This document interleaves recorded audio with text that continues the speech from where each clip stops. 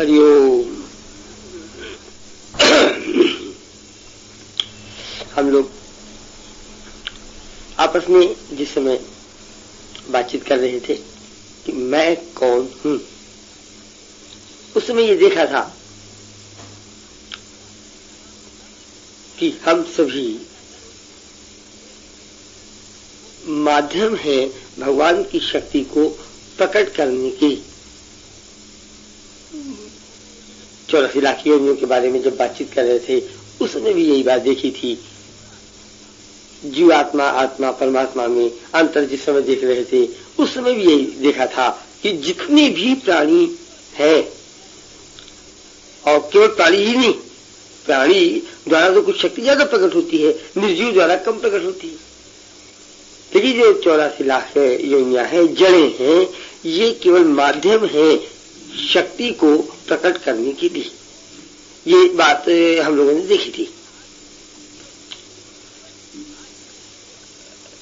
तो जब ये शक्ति किसी माध्यम से प्रकट होती है तो चूंकि माध्यम है इसलिए जैसा माध्यम होता है वैसे ही प्रकट होती है। तो जो प्रकट हुआ वो तो ईश्वर हुआ, और माध्यम बहुत उच्च कोटि न होने की वजह से जो प्रकट होने में रुकावट है, उस रुकावट का प्रभाव भी तो जीवन पर पड़ता है। और इस रुकावट के जो प्रभाव है उसका जो सबसे बड़ा प्रभाव है, चित्त पूर्ण रूप से प्राणी में नींद होती है, चित्त में कमी होती है। उसकी वजह से धीरे धीरे हर प्राणी में एक मैं की भावना पैदा होती चली जाती है, अहम पैदा होता जाता है, ईगो पैदा हो जाता है। इस अहम की भावना पर, ये ईगो क्या है, इस पर हम लोग अच्छी तरह आज बातचीत करेंगे।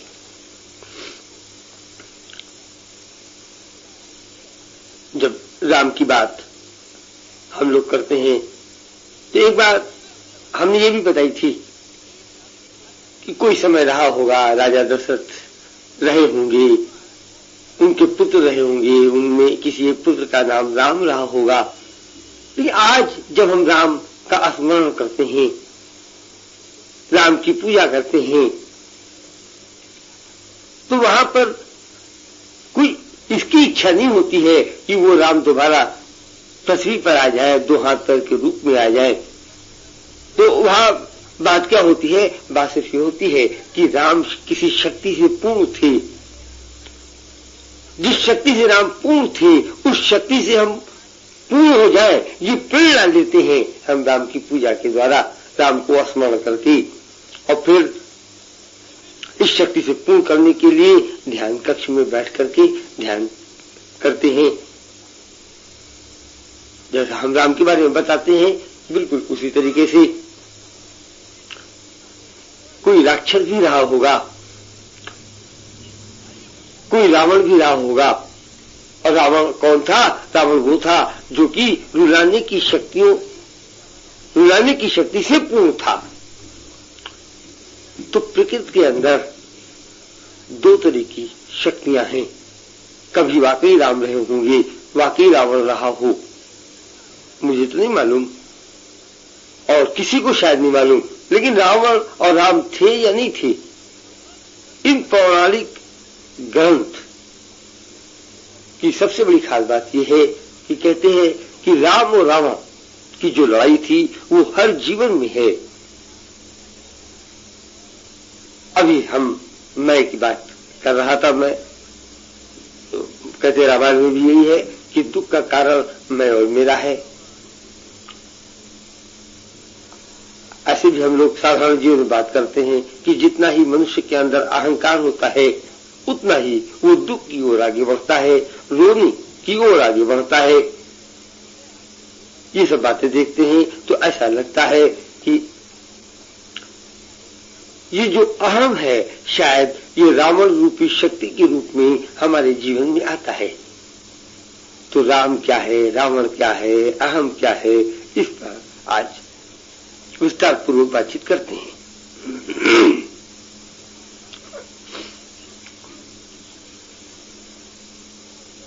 हम लोग जब ध्यान पर बातचीत करते हैं तो तरह तरह के विकार की बातचीत भी करते हैं। शारीरिक विकार, मन पर बाहर की घटनाओं की छाप, ये मन का विकार। इस तरीके से कभी कभी हमारी बुद्धि काम नहीं करती है, बुद्धि द्वंद अवस्था में रहती है, परेशान रहती है, समझ नहीं आता कि बुद्धि अपने शरीर को कार्य के लिए किस दिशा में प्रेरित करे, किस दिशा में प्रेरित ना करे। तो बुद्धि के ऊपर भी तरह तरह की छाप पड़ती है। किसी के दिमाग में बसा हुआ है कि ये काम ज्यादा अच्छा है, ये काम खराब है, तो सही गलत की छाप, पाप पुण्य की छाप, युग के साथ समाज की बहुत सी बातों की छाप हमारे मन के अंदर आती है। इसलिए हमारी शारीरिक जो अवस्था है उसकी छाप हमारे मन पर, किसी के दिमाग में ये बैठ जाता है कि हम कम से कम इस जीवन में तो निरोग हो ही नहीं सकती। किसी के दिल में बैठ जाता है कि हमारे से ज्यादा ताकतवर आदमी होगा कहीं पर, लेकिन हमें आसानी से नहीं मिलता, हम बड़े शक्तिशाली हैं। दूसरे दिमाग में बैठ जाता है हम बहुत ही कमजोर हैं। तो इस तरह की छाप मन पर, बुद्धि पर पड़ती है। तरह तरह का हम भोजन करते हैं, उसका हमारे शरीर पर प्रभाव, हम काम करते हैं, काम की थकावट हमारे अंदर आ जाती है। थकावट निद्रा के समय निकल जाती है। कितनी थकावट अंदर आ गई, कितनी थकावट निकल गई, इसका कोई तराजू नहीं है। इस तरह से बाहर की क्रियाओं का प्रभाव शरीर पर जो पड़ता है, ये तरह तरह के विकार की बात हम लोग कई बार आपस में कर चुके हैं। इन अलग अलग तरह के विकारों की का सामूहिक प्रभाव मैं है, यही अहम है। तो मैं क्या है? एक तो हम अलग अलग तरह के प्रभाव की बात करते हैं, लेकिन मैं में हर तरह की विकार का प्रभाव शामिल है। देखिए ना, ये बात होता है ना कि मैं बहुत बड़ा खिलाड़ी हूं, तो मुझे क्रिकेट आता है, मैं हिंदुस्तान में सबसे अच्छी बैटिंग कर सकता हूं, मैं बहुत उच्च कोट का साधक हूं, मैं बहुत बड़ा समाजवादी हूं। जहां भी मैं आता है तो हम क्या देख रहे हैं कि मैं का कारण तो ये संस्कार है। अब और बारीक से देखने की कोशिश करते हैं, लेकिन संस्कार का कारण क्या है? संस्कार का कारण तो केवल मन का विचरण बाहर की दुनिया में। जब मन बाहर की दुनिया में विचरण करता है तभी तो संस्कार बढ़ते, और संस्कार मैं का कारण है। और संस्कार शरीर का संस्कार नहीं, मन का नहीं, बुद्धि का नहीं, बल्कि तीनों स्तर का। इसी तरह से वातावरण के स्तर की न मालूम कितनी बातें हैं। आज चोरी हो गई, कल एक्सीडेंट हो गया, इसका प्रभाव मन के ऊपर पड़ता है, बुद्धि पे पड़ता है। एक्सीडेंट का प्रभाव शरीर पे नहीं पड़ता, ये बात गलत है। एक्सीडेंट में शरीर खराब हो जाता है, हाथ टूट जाता है, पैर टूट जाता है। यही नहीं, हम सिनेमा देखते हैं, सिनेमा में चोट किसी दूसरे को लगती है, प्रभाव मेरे ऊपर पड़ता है। तो मैं क्या है? मैं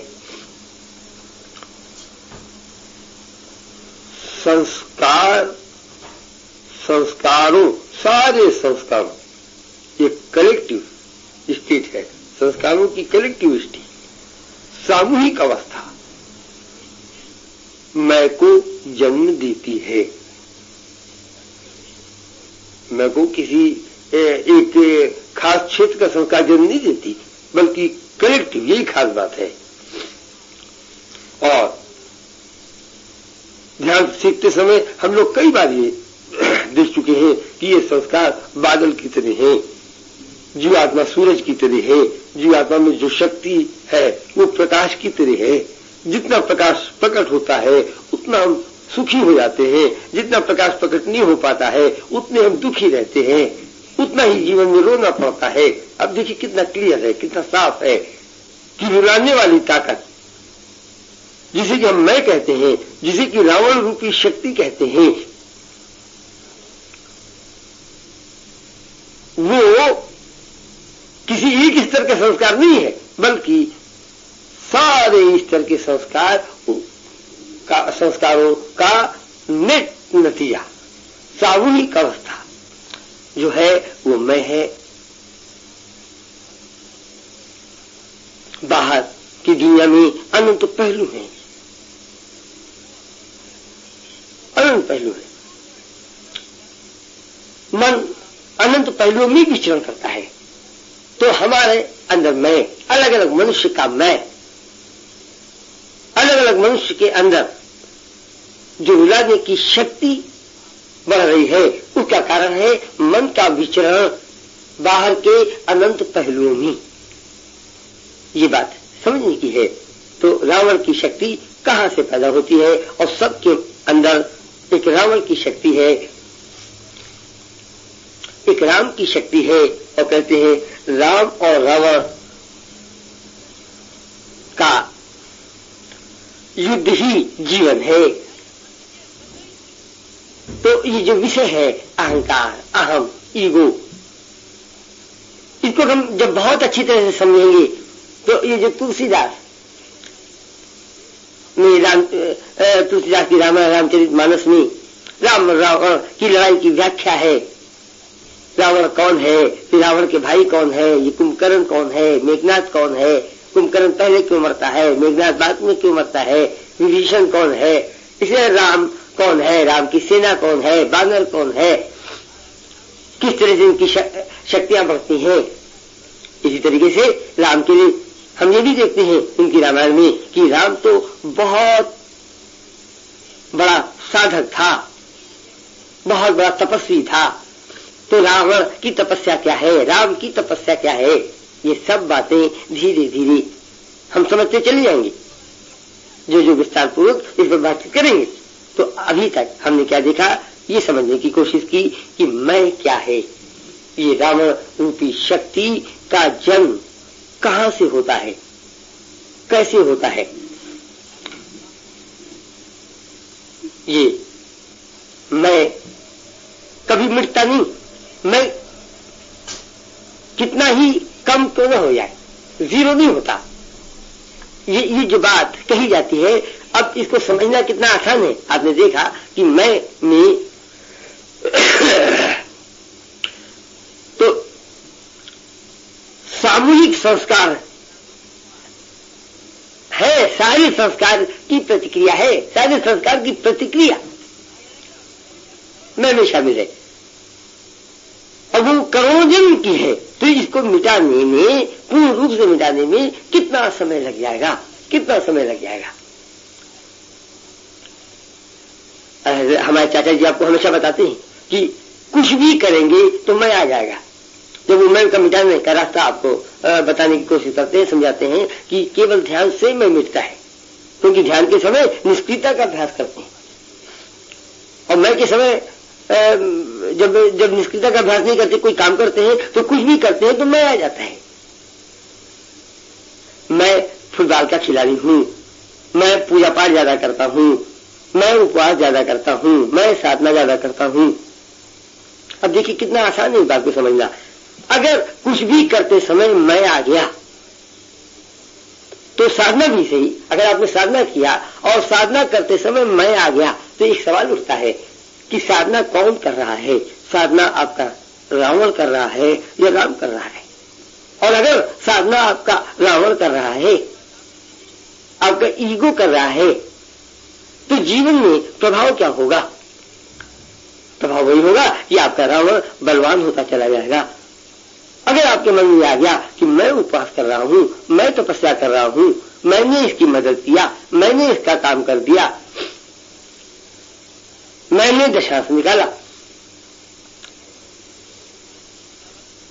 जिसके मन में भी ये है उसका रावण तपस्वी होता चला जा रहा है, तपस्वी होता चला जा रहा है।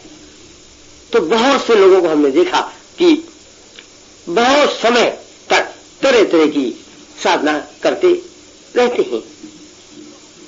यहीं पर एक बात हम बताना पसंद करेंगे। ये प्रकृति में, वायुमंडल में 3 तरह की शक्तियां हैं। ये नई बात नहीं है, हम पहले बता चुके हैं, लेकिन बार बार चीजों को दोहराना पड़ता है, जो बहुत बारीक बातें हैं, खास बातें। 3 तरह की शक्तियां हैं। करने की शक्ति, और इसी शक्ति के सहारे कर्मकांड की सारी साधना होती है। तो करने की शक्ति किसमें है? करने के लिए हमारे अंग काम आते हैं, शरीर काम करता है, और शरीर को दिशा हमारी बुद्धि देती है। हम तीर धनुष की विद्या सीखते हैं, मंत्र पढ़ करके गदा चलाना सीखते हैं, बाहर की दुनिया के तरह तरह के आजकल के जमाने के काम सीखते हैं। ये तीर चलाना, मंत्र पढ़ करके तीर चलाना, गदा चलाना, ये जो हमने उदाहरण दिया, ये तो कौरव पांडव के युग में था, रामचंद्र जी के युग में रहा होगा, रावण के युग में रहा होगा। आजकल ऐसा नहीं होता। आजकल तो पिस्तौल चलाना सीखते हैं, गोली चलाना सीखते हैं, आइटम बम बनाना सीखते हैं। लेकिन सवाल तो ये है ना कि आपने कुछ भी सीखा, आइटम बम बनाने वाले के अंदर मैं आता चला जा रहा है, जो इतना बड़ा वैज्ञानिक है, जिसने 2500 साल विज्ञान के क्षेत्र में काम करते करते अपना समय खर्च किया है, 2500 साल की उसके पास तपस्या है किसी क्षेत्र की, आइटम बम बनाने के क्षेत्र की, वो आइटम बम बनाने में एक्सपर्ट है। लेकिन उसकी तपस्या नतीजा क्या देगी? सवाल तो केवल इस बात का है। हम इसी तरह से हम अपने आज के युग में देखते हैं कि हर जगह पे ये जो समाजवादी हैं, पॉलिटिशियंस हैं, उनके लिए लोगों के मन में कितनी घृणा समा गई है, कितनी नीचे स्तर से लोग इनको देखते हैं।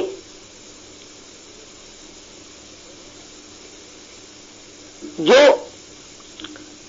हो सकता है कोई ऐसा समाजवादी हो जिसने अपना वाकई पूरा जीवन समाज के लिए दे दिया हो,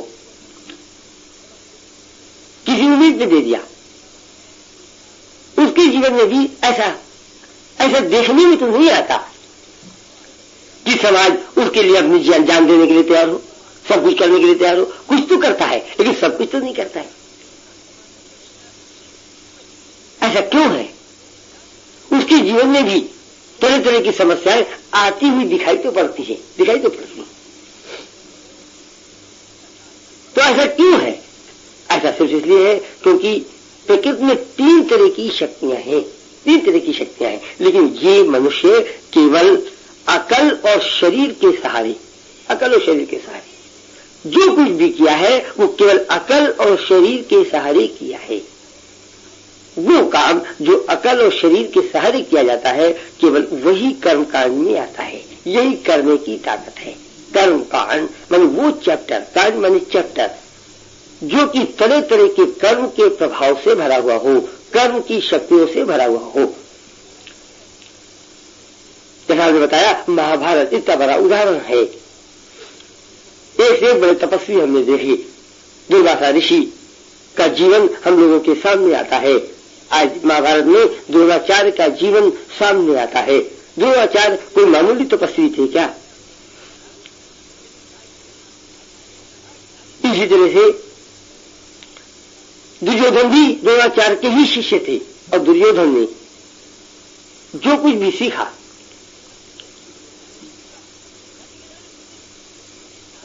उसके बाद वो रोने की नौबत क्यों आई?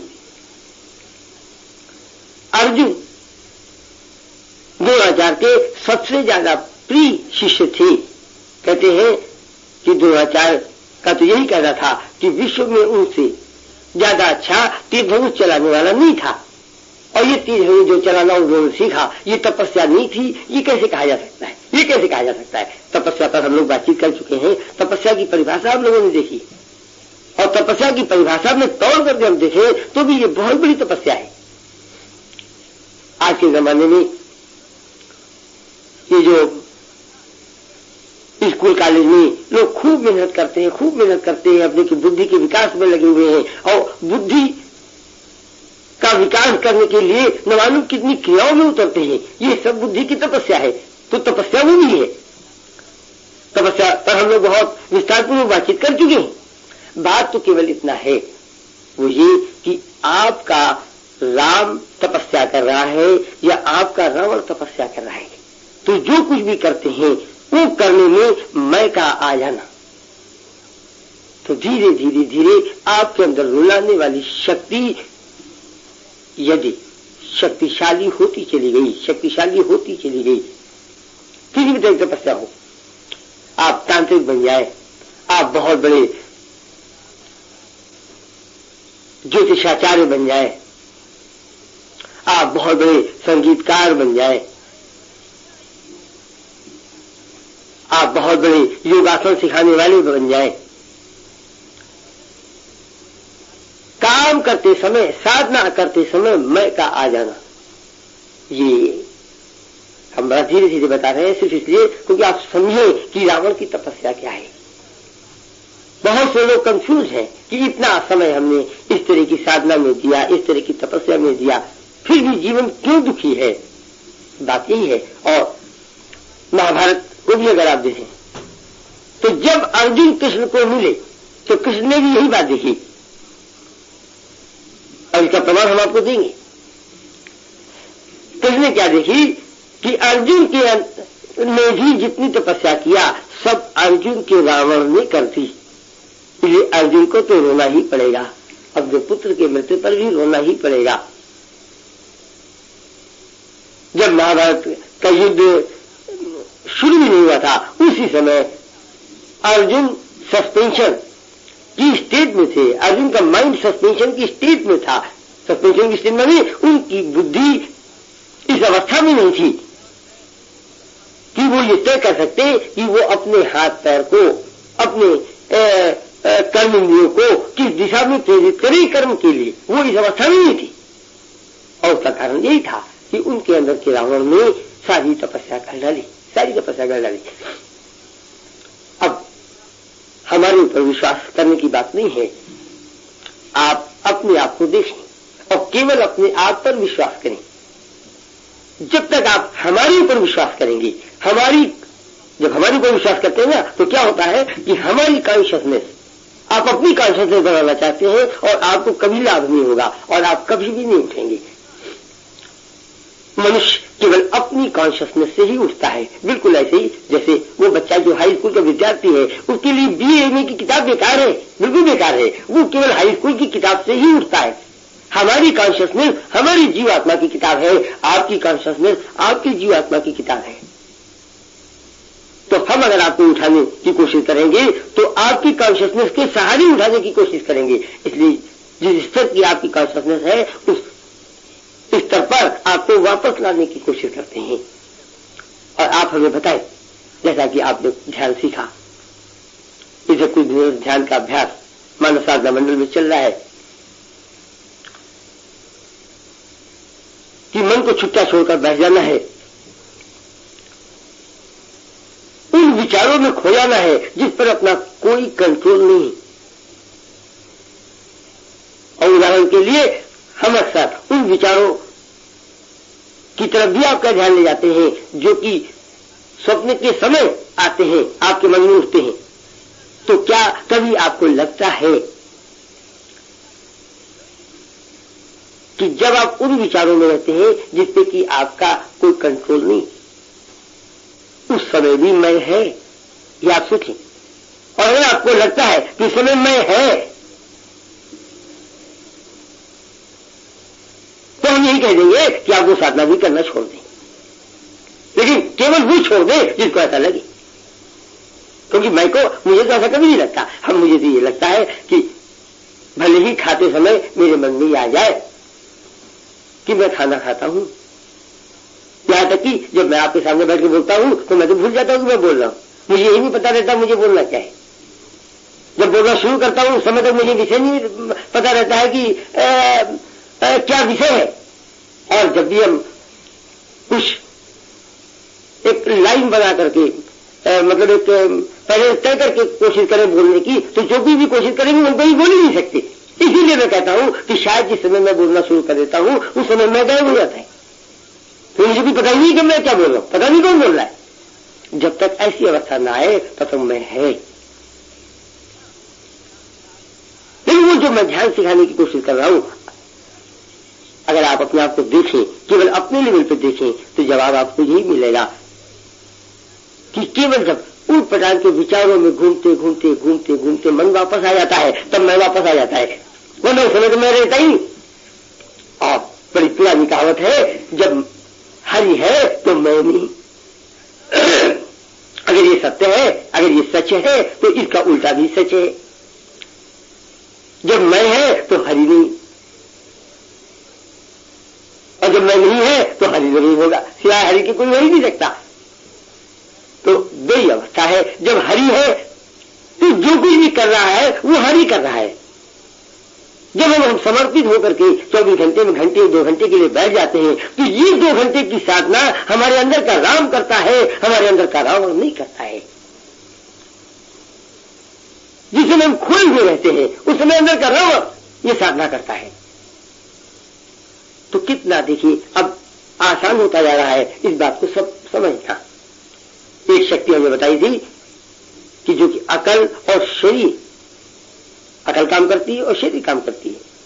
अकल और शरीर में जो ताकत है, अकल के सहारे जब कर्मेंद्रियां काम करती है उस समय जो शक्ति है वो कर्म कांड की शक्ति है। लेकिन जब हम थोड़ी देर के लिए कुछ भी नहीं करते, केवल प्रकृति पर समर्पित होकर के बैठ जाते हैं, केवल जो होता है होने देते हैं। हम ये नहीं कहते कि 24 घंटे, ऐसा तो केवल घंटे 2 घंटे की बात है, हर रोज की बात नहीं है। उस समय की बात कर रहे हैं जिसमें हम साधना पर बैठते हैं, जिसमें ध्यान पर बैठते हैं, ध्यान उठते हैं फिर अपना काम करते हैं। उस समय घंटे 2 घंटे के लिए हम होने की शक्ति पर समर्पित है, होने की शक्ति पर समर्पित। यहां पर मैं नहीं है। और अगर होने की शक्ति से अपने माइंड को ट्यून करना ये एक साधना है, और ये उपासना की साधना है, ये उपासना की साधना है। तो इस उपासना की साधना में मैं कैसे आ सकता है, सवाल तो ये। अब मेरे स्तर पर नहीं, आप अपने स्तर पर इस बात को देखने की कोशिश करें कि वो जो थोड़ी सी साधना मैं बताता हूं और घंटे 2 घंटे 3 घंटे के लिए आपका समय मांगता हूं कि आप इस साधना को अपना समय दें, क्या उस समय आपका मैं काम करता है? उस समय आपका मैं काम नहीं करता है। तो ये साधना किसने किया? ये साधना जो है उसने किया और किसने किया? मैं कौन हूं? मैं तो केवल 2 तरह की शक्तियों का मिश्रण हूं। अब वो जो मैं कौन हूं पिछली बार बातचीत किया था वहां से समझ लीजिए, हम लोग थोड़ा आगे चल रहे आज की बातचीत में। तो पिछली बार बातचीत यहां तक हुई थी कि मैं माध्यम हूं भगवान की शक्ति का प्रकट होने का क्रियाओं के क्षेत्र में। अब आज इस बात को आगे कैसे बढ़ाते हैं? क्योंकि एक माध्यम है, माध्यम की वजह से शक्ति कुछ प्रकट होने में कमी है, और जो कमी है ये कमी अनंत के क्षेत्र में है। बाहर अनंत पहलू है, तो अनंत पहलू में ये कमी अपना प्रभाव कैसे डालता है? ये कमी अनंत पहलुओं में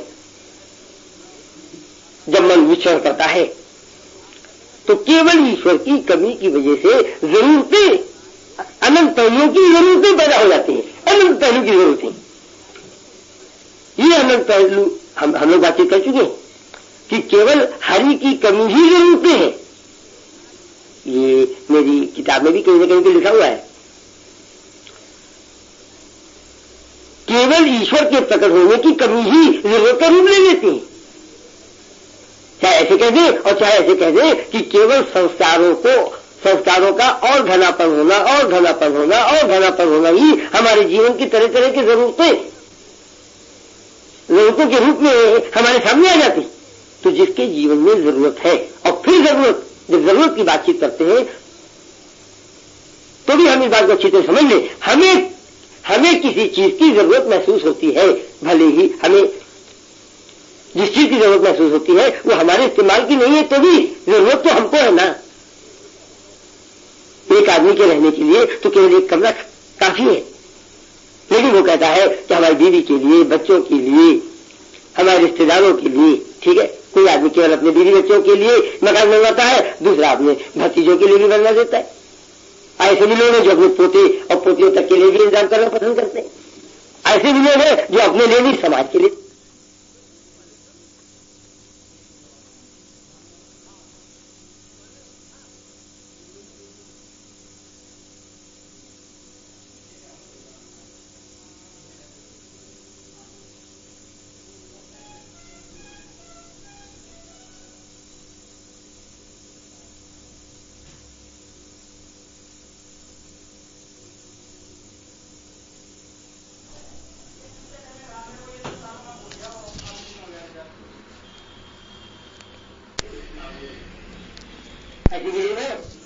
जीवन में कुछ बहुत बड़े बड़े संगठन खोल दिए, जैसे उदाहरण के लिए हम कह दें कि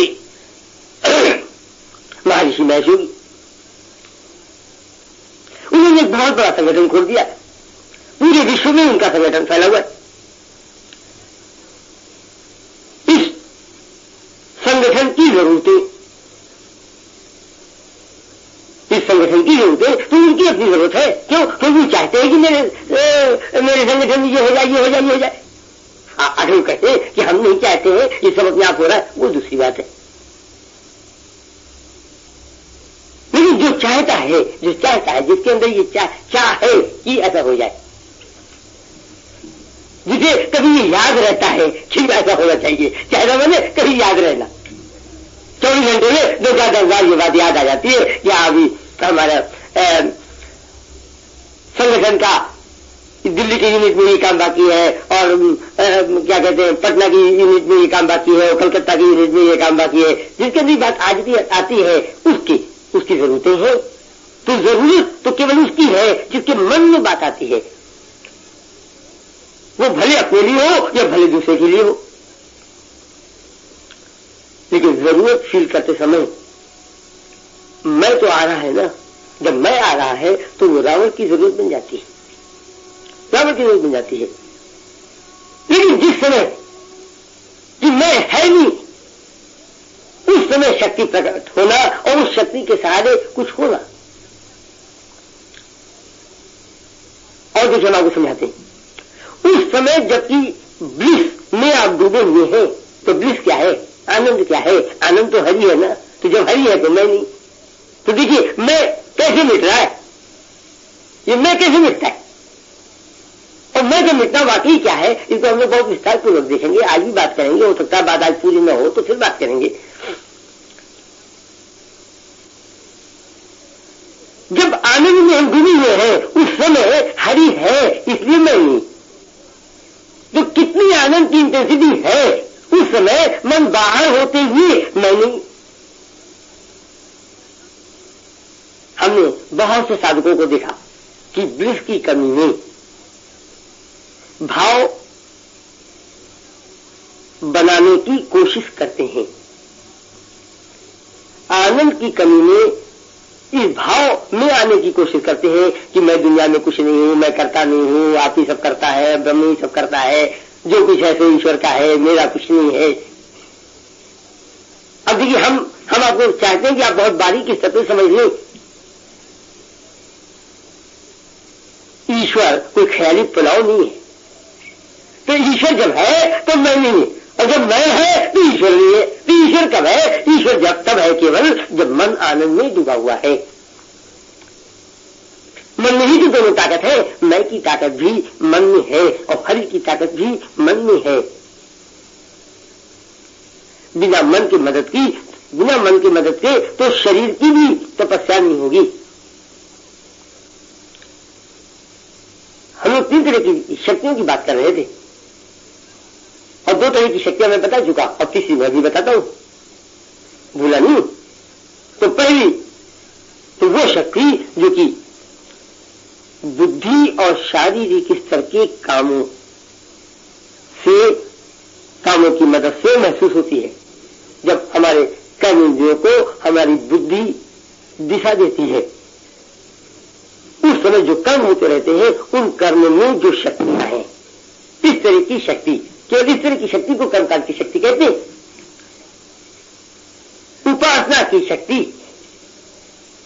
होने की शक्ति, मन ने इच्छा लिया और इच्छा लेकर के ट्रांसेंड कर गए, भावातीत हो गए। मन ने केवल विचार करके और भावातीत हो जाना, शक्ति की दुनिया में डूब जाना, ये तरीका है उपासना का। उपासना की शक्ति का साधना में इस्तेमाल ऐसे करते हैं, ये तरीका है। ये उस समय तक होता है जब तक कि ब्लिस उभरा हुआ नहीं होता, और जिस समय ब्लिस उभरा हुआ होता है उस समय केवल जितना ही और ब्लिस की इंटेंसिटी बढ़े, और ज्यादा आनंद में डूबे हो, और ज्यादा आनंद में डूबे हो, और ज्यादा आनंद में डूबे हो, उस समय केवल भाव का उत्पन्न हो जाना। ये तीसरी शक्ति है, आनंद की शक्ति, आनंद की शक्ति। तो होने की शक्ति, आनंद की शक्ति के माध्यम से तरह तरह की साधना है। जब साधना पे हम लोग बातचीत कर रहे थे उस समय भी ये बात बताई। इन तीन तरह की शक्तियों की वजह से ही वेद का हर चैप्टर 3 भाग में विभाजित है। ठीक है, ये इस बात को फिर से हम दोहराते हैं और आप ध्यान से सुने। हर चैप्टर 3 भाग में विभाजित है, कर्मकांड, उपासना कांड और ज्ञान कांड। तो ये जो 3 भाग है इनमें क्या खास बात है? इसमें साधना बुद्धि और शरीर की ताकत के द्वारा कैसे किया जाए, साधना में होने की शक्ति का कैसे इस्तेमाल हो, ये उपासना कांड हो गया। साधना ब्लिस की शक्ति के माध्यम से कैसे किया जाए, ये ज्ञान कांड हो गया। और जब तक हम अपने जीवन की जरूरतों को तीनों तरह की शक्तियों की मदद से पूरी करना नहीं सीखेंगे, तब तक जीवन पूर्ण रूप से सर्वार्थ में सुखी नहीं होगा।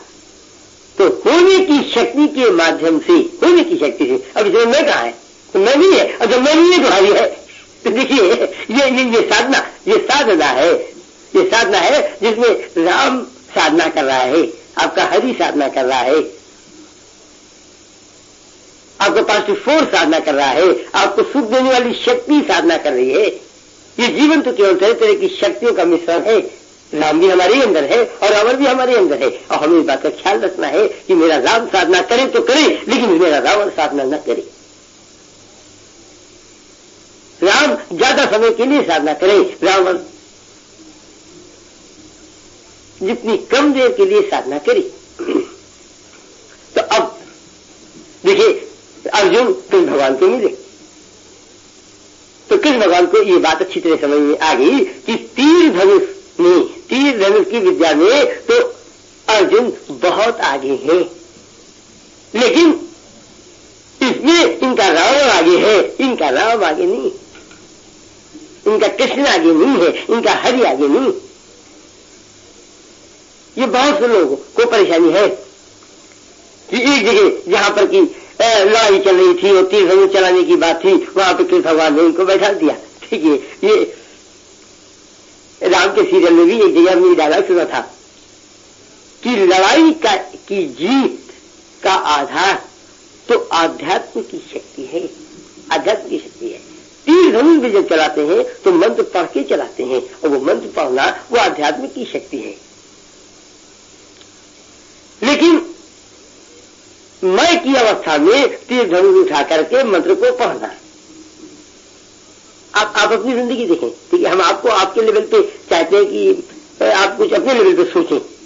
क्या बहुत से काम अपने आप नहीं कर देते हैं क्या?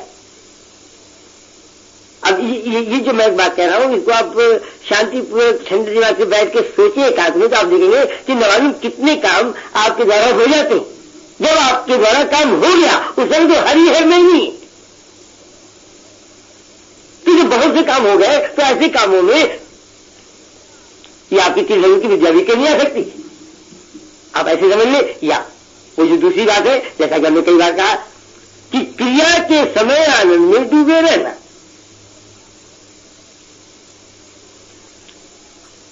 हमें तीर चलाना है, बाहर सामने हमारा दुश्मन खड़ा हुआ है और ये चला जाएगा तो कैसे गड़बड़ हो जाएगा, और मन अंदर चला जाएगा तो सब गड़बड़ हो जाएगा।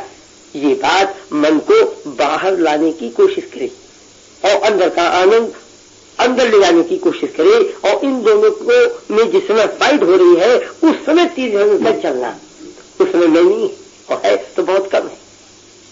तो धीरे धीरे क्या हो रहा है कि जो जो आपकी उपासना की साधना बढ़ती है, ध्यान का अभ्यास बढ़ता है, आपका मैं कम होता है। आपके मैं ने जो साधना की थी वो साधना चूंकि मैं खत्म होता चला जा रहा है, चूंकि मैं खत्म होता चला जा रहा है, तो जो मैं खत्म होगा हम तीर धनुष चलाना थोड़ी भूल जाएंगे, हम अंग्रेजी बोलना थोड़ी भूल जाएंगे, हम हिंदी बोलना थोड़ी भूल जाएंगे। हमें जो काम भी आता है, जो आदमी जो काम भी जाता है वो काम भी भूल जाएगा। तो ये क्या है कि ये जो रावण की ताकत धीरे धीरे राम की ताकत बन जाना, रावण की ताकत राम की हो जाना। अब लड़ाई में क्या होता है, एक राजा दूसरे राजा के ऊपर आक्रमण करता है और जब जीतता है तो क्या होता है कि दूसरे राजा की ताकत उसकी हो गई। एक राजा ने दूसरे राज्य पर जब आक्रमण किया और जीत लिया तो दूसरा राज्य भी तो उसका हो गया। तो पहले वो राज्य किसी दूसरे राजा की ताकत थी, अब जिस राजा ने जीत लिया उसकी ताकत होगी।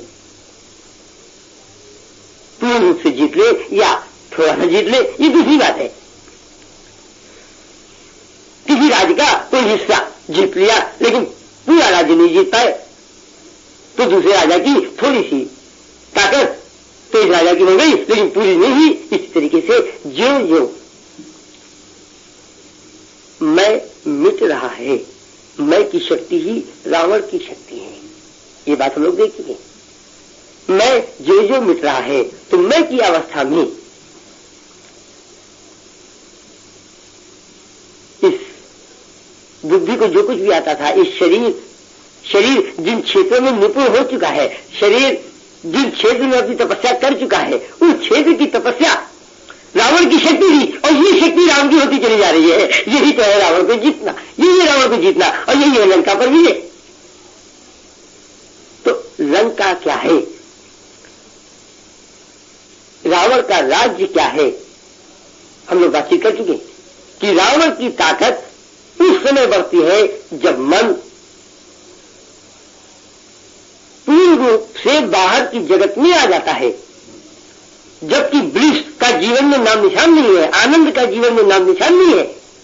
अंदर का खिंचाव किसी को महसूस नहीं हो रहा है, बिना अंदर का खिंचाव महसूस किए हुए ज्ञान इंद्रियों की जगत में क्रियात्मक हो जाना, उस समय हमारे अंदर मैं भरा हुआ है।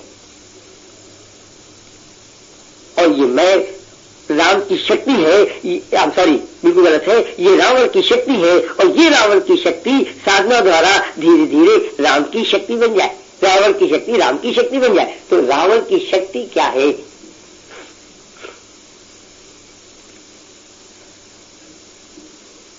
बाहर ये जो क्रियाओं का क्षेत्र है,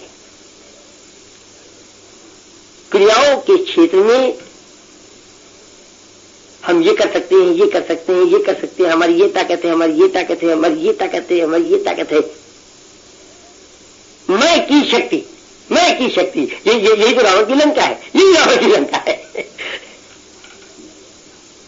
तो कोई भी मनुष्य राम की शक्ति से पूर्ण नहीं है, इसी तरह से कोई भी मनुष्य रुलाने वाली शक्ति से पूर्ण नहीं है। तो रावण तो वो शक्ति है जो रुलाने वाली शक्ति में पूर्ण है ना, उसको रावण कहते हैं। नहीं जमाने में आसानी से रावण मिलेगा ना आसानी से राम मिलेगा, और रावण क्या मिल जाए राम तो बिल्कुल नहीं मिलेगा। तो वो जो रावण है क्या है कि हम आइटम बम फेंक सकते हैं। आज रशिया सबको डरवा रहा है, अमेरिका सबको डरवा रहा है। रशिया के डर से अमेरिका आइटम बम न फेंके,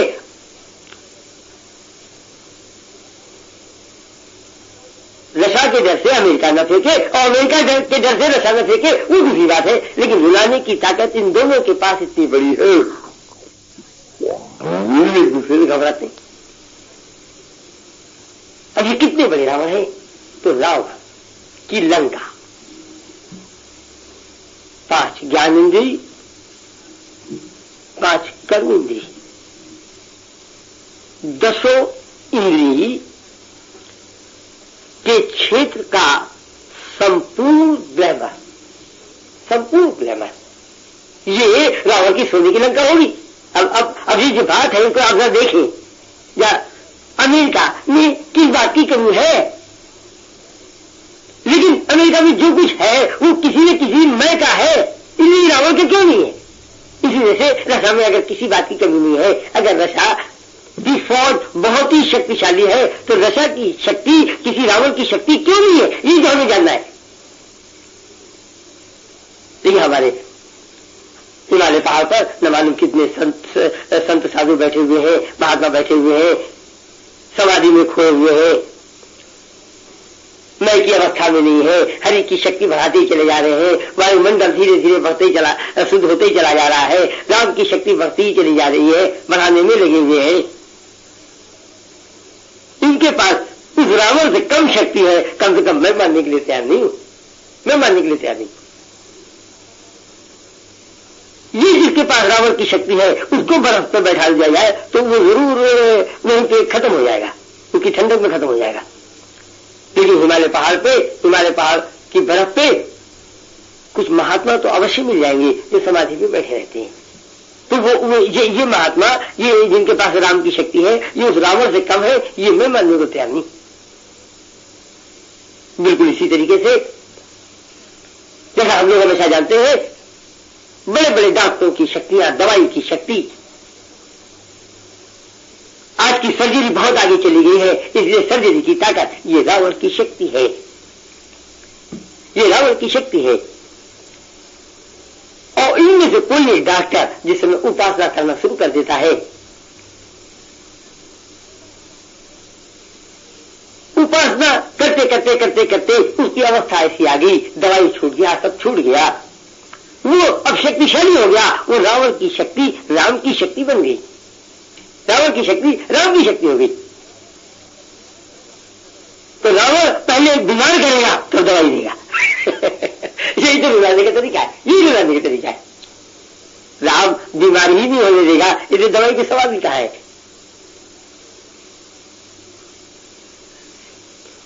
लेकिन अगर बिना दवाई खाए भी कोई तरीका हम निकाल लें, जैसे हम कहते हैं कि बहुत से लोगों के दिमाग में भरा हुआ है कि हम तो मॉर्निंग वॉक जाएंगे और सुबह की ताजी हवा में घूमने में हमारा स्वास्थ्य बड़ा अच्छा होगा।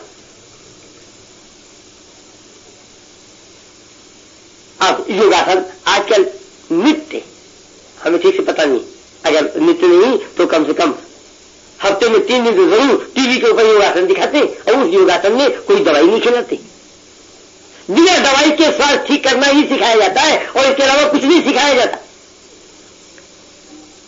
लेकिन फिर मैं कहूंगा, क्या आप समझते हैं कि ये योगासन जो करने वाले हैं और सिखाने वाले हैं, इनके अंदर मैं नहीं है?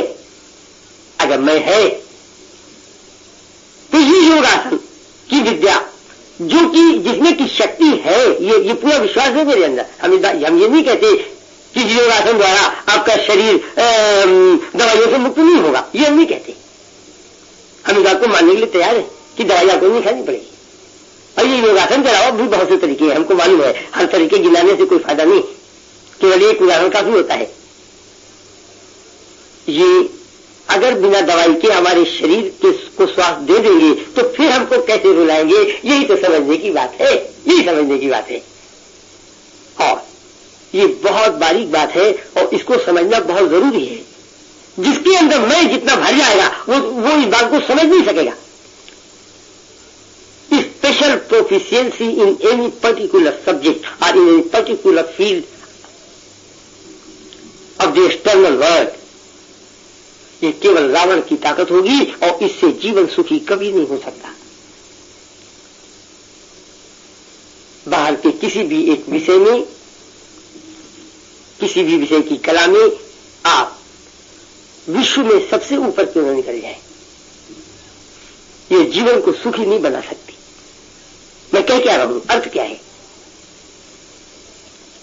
बाहर का जीवन अनंत पहलुओं में बटा हुआ है और एक एक पहलू सीमाओं से बंधा हुआ है, एक एक पहलू सीमाओं से बंधा हुआ है और सारे दुख का कारण है मन का सीमाओं में बंध जाना। ऐसा अभी तक हमने किसी दिन टीवी पे नहीं देखा कि आप आसन करेंगे तो आसन करने से अगर आप नौकरी नहीं करेंगे तो भी आपके जीवन में रुपया पैसा बहुत आ जाएगा, सामान हर तरह का हो जाएगा। ऐसा कोई नहीं सिखाता। बाहर का किसी भी एक क्षेत्र में, बाहर की दुनिया अनंत तरह की शक्तियों में बटी हुई है। कर्म कांड की शक्ति अनंत शक्तियों में बटी हुई है, अनंत कर्मों द्वारा, अनंत तरह की कर्मों द्वारा, अनंत तरह की कर्मों द्वारा बाहर की अनंत शक्तियां आपको प्राप्त हो सकती हैं। लेकिन मनुष्य सीमाओं से बना हुआ है। ये अनंत तरह के कर्मों में अगर आने की कोशिश करेगा तो 100,000 लाख करोड़ अरब जन्म लेने के बाद भी ये कर्म खत्म नहीं होंगे, ये घास नहीं हो सकते। क्यों? क्योंकि ये मैं की ताकत है, ये मैं की ताकत है, ये हरि की ताकत नहीं, ये केवल हरि की ताकत है जिसमें कि सब कुछ पूरा जो कुछ भी है सब उसी के अंदर समाया हुआ है, सब कुछ हरि के अंदर है, सब हरि से है। जहां तक हमें याद है शायद 7th या 8th चैप्टर गीता का है, वो 8th चैप्टर है शायद, 8th चैप्टर का जो 12वां श्लोक है गीता का, वो यही कहता है सब कुछ भगवान में है। अब इसको आप फिर गौर से सुन ले, भगवान सब में है ये मैं नहीं कह रहा हूं, मैं कह रहा हूं सब कुछ भगवान में है।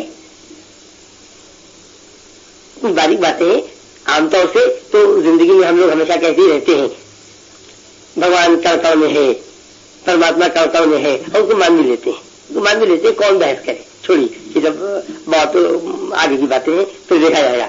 अभी बात दूसरी है, भगवान सब में है या सब कुछ भगवान में है, ये विषय बात के लिए रखते हैं, आज की बात नहीं। तो आज तो बात केवल ये है कि हम ये देख रहे थे कि रावण क्या है। रावण को दशानन कहते हैं। ये दशानन क्यों इसका नाम पड़ा? बहुत से लोग कहते हैं, ये ऐसा कहा जाता है कि रावण के पास 10 सर थे, 10 हेड्स, 10 शीश थे उसके पास। तो हमारे सर में ब्रेन है और ब्रेन के फंक्शन से ही हमारी बुद्धि का विकास होता है। बात में हमारे चाचा जी हमेशा कहते हैं कि भगवान ने सर ऊपर बनाया है, हाथ नीचे बनाया है। ये बुद्धि की बाहर की दुनिया में बड़ी मान्यता है, कम से कम रावण की दुनिया में बुद्धि की बहुत ज्यादा मान्यता है। जब हम बात कहते हैं तो अगर कोई ये कह दे कि साहब बुद्धि ईश्वर ने बनाया, गलत किया या उसकी जरूरत नहीं है या हम इस्तेमाल नहीं करेंगे, ये गलत बात, ऐसी कोई बात नहीं है। ये हमारा कहने का मतलब नहीं, बुद्धि को कंडेम करने की बात नहीं, बुद्धि पे महत्व की बात कह रहा हूं। जब बुद्धि के महत्व की बात करता हूं तो मतलब हमारा ये होता है कि बुद्धि पर आत्मा से ज्यादा महत्व, इंट्यूशन से ज्यादा महत्व, आत्मिक शक्ति से ज्यादा महत्व, बुद्धि के सहारे जीवन को सुधारना, मैं को रख करके। जी अगर रामायण सच्ची किताब है और रामायण में साफ साफ लिखा है कि दुख का कारण मैं और मेरा है, तो मैं की अवस्था में रह करके कैसे दुख मिटेगा, कैसे दुख मिटेगा? तो जब तक मैं नहीं मिटता, और मैं मिटने का रास्ता आप सीख चुके हैं। अच्छा, और रास्ता सीखने से केवल कुछ नहीं होता, देखना ये पड़ेगा कि आपकी अवस्था कहां तक गई। और फिर हम ये कहते हैं, बार बार कहेंगे कि आप अपने आप को देखें और ये देखें कि आप वाकई कितना मैं आपका मिट गया है। जितना मैं आपका मिट गया है उतना आपके अंदर ब्लिस आ गया होगा, उतना बैठने में मजा आता होगा। तो हम जितना बैठने में मजा आ गया उतनी रावण की शक्ति राम की शक्ति बन गई। तो लंका जीतने का कि यही माने हुई, और लंका किसका है? लंका रावण का है। रावण को दशानन क्यों कहा गया? इसलिए कहा गया क्योंकि ये जो 10 इंद्रियां हैं, 5 ज्ञान इंद्रियां, 5 कर्म इंद्रियां, इन 10 इंद्रियों की शक्ति, 10 शक्ति क्या है? शक्ति केवल ज्ञान है, केवल ज्ञान है। बाहर की शक्ति केवल बाहर का ज्ञान है। तो 10 इंद्रियों के क्षेत्र का ज्ञान, इसीलिए रावण को दशानन कहते हैं। अब 10 इंद्रियों के क्षेत्र का पूर्ण ज्ञान किसी मनुष्य को हो, ऐसा मनुष्य मिले या न मिले वो दूसरी बात है, वो दूसरी बात है। जैसे राम आज के कलयुग में जन्म ले या न ले वो दूसरी बात है। तो राम तो वो 2 हाथ पैर के आदमी है जो आत्मिक शक्ति से पूर्ण है। रावण वो 2 हाथ पैर का आदमी है जिसके पास की 10 इंद्रिय के क्षेत्र का पूर्ण ज्ञान है। ऐसा आदमी हो या न हो वो दूसरी बात है। लेकिन रावण वाकई क्या है ये समझने की बात है। रावण रूपी शक्ति हमारे अंदर है। हम पूर्ण रावण बन सकते हैं या नहीं ये हम नहीं जानते, ये बहुत मुश्किल बात है। इसी तरह से राम की शक्ति हमारे अंदर जीरो नहीं है, हमारे अंदर जीरो नहीं है। और हमारा जीवन क्या है? हमारा जीवन राम और रावण की लड़ाई है। राक्षस क्या है? राक्षस संस्कार की शक्ति है। तो रावण राक्षस है, रावण राक्षस है। तो राक्षस माने क्या हुआ कि मैं का धीरे धीरे बढ़ना और बढ़ना और बढ़ना और बढ़ना। तो राक्षस तो बहुत तरह के हैं ना। तो संस्कारों का घनापन होना। अब देखिए हम कई बार बातचीत कर चुके हैं आपस में कि संस्कार 3 तरह की है। सत्य संस्कार है, अच्छे काम करने वाली कुछ अच्छी भावना वाले भी राक्षस है। अब देखिए इनको समझने की कोशिश करते हैं, ये कौन से राक्षस है? ये वही राक्षस है जिनके दिल में ये भरा हुआ है कि दूसरे को सुख पहुंचाना है। और दूसरे को सुख पहुंचाने के लिए, अब दूसरे को सुख पहुंचाना तो बड़ी अच्छी बात है ना, लेकिन दूसरे को सुख पहुंचाने के लिए साधना में व्यस्त है। कैसी साधना में व्यस्त है? मैं को बढ़ाते हुए। अब देखिए ऐसे आदमी जीवन में नहीं मिलते हैं क्या? आप समाज की तरफ देखें, आपको बहुत से आदमी मिल जाएंगे, बहुत से आदमी मिल जाएंगे जो एक अच्छा काम करने के लिए तैयार है। लेकिन अच्छा काम करते समय वो अपने अंदर का मैं नहीं मिटा सकते। ऐसा ही वो राक्षस, वो मनुष्य जिसकी की हर आदत अच्छी है, एक भी आदत खराब है ही नहीं। तो राक्षस तो केवल मैं हुआ ना, वो खराब और अच्छाई से का मतलब रखता है। अच्छी और खराब में राक्षस की बात नहीं है, बात तो केवल मैं में है। और चूंकि मैं बढ़ता चला जा रहा है इसलिए रावण की शक्ति वहां राक्षस वाली बात है। हमने 24 घंटे केवल वही काम किया और 50 साल से उस काम में व्यस्त है जो कि दूसरे को सुख पहुंचा सके, लेकिन दूसरे को सुख पहुंचाने के रास्ते पे केवल अपना मैं बढ़ाते चले गए। ये तो विभीषण होगा, यही विभीषण होगा। और राम की दुनिया में विभीषण है, राम की दुनिया में विभीषण नहीं है, ये बात गलत है। और ये जो राम की दुनिया में विभीषण है,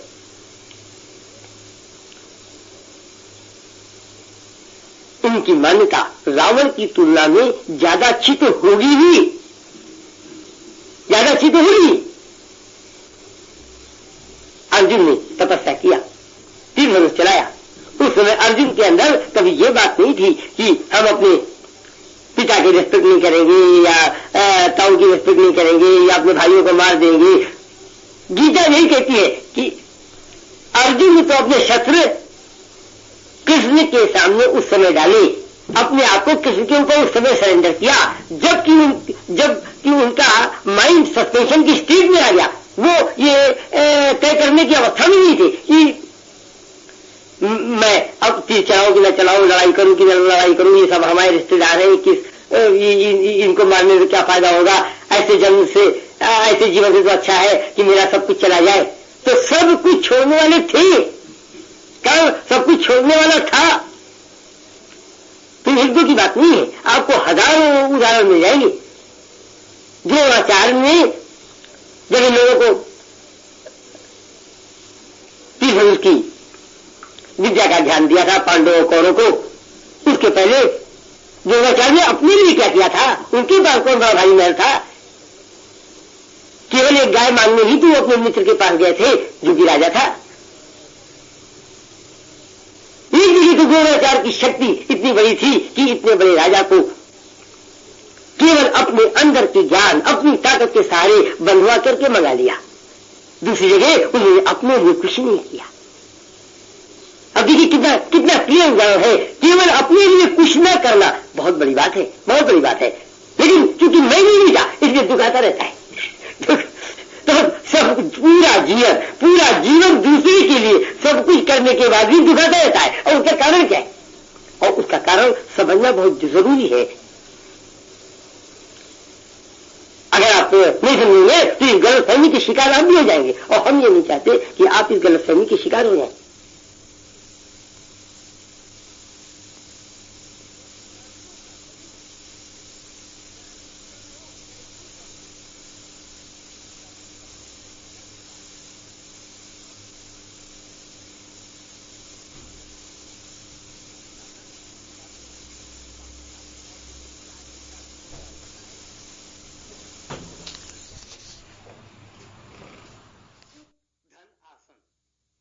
इसका संधि विच्छेद हुआ उपासना। उपधनासन, उप माने समी। बाहर की जिंदगी में देखे जैसे राष्ट्रपति उपराष्ट्रपति, तो राष्ट्रपति के समीप जो है वही उपराष्ट्रपति हुआ। तो उप माने समी, आसन माने स्थान,